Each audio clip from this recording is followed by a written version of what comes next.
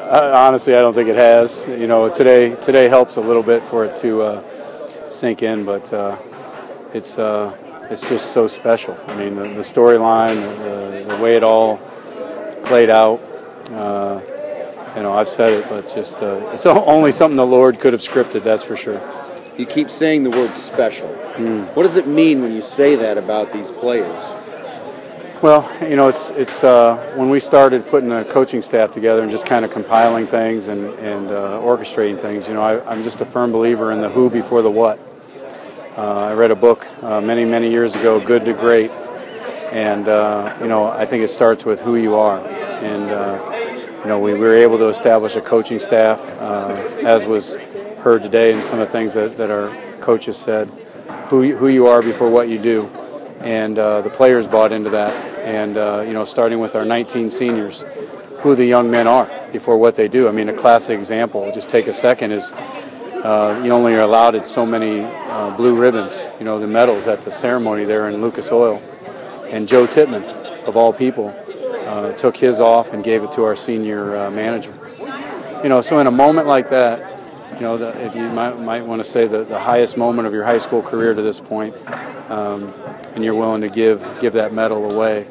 It's just an example of many things like that throughout the season that these young men just do because of who they are. And I think I kept hearing you repeat it today. Was there a certain slogan or motto you guys went by this year?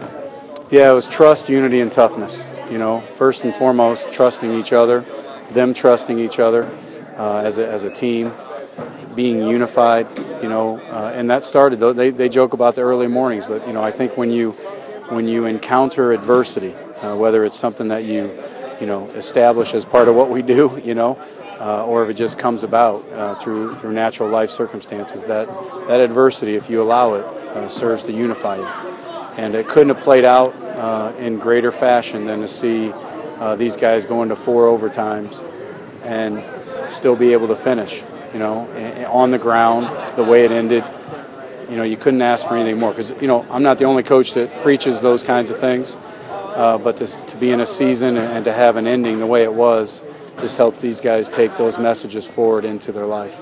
And you mentioned, you know, looking back to February where you didn't even know if you'd be in this position, to now go down as the coach of possibly one of the greatest state finals games. I mean, yeah. How do you put that into words? You can't. And, you know, my faith tells me that the big man upstairs had a lot to do with this. And I think he's got big plans for these guys. He's got big plans for our coaches and their families, because it just strengthens your faith, you know, when you're preaching those kinds of points and then they see it come to fruition, then they're more willing to buy in when life gets tough. You know, we're at the top of the mountain now. We know that life isn't always that way, and you have hard times that you go through, and you can lean on moments like this and trust that everything's going to be all right.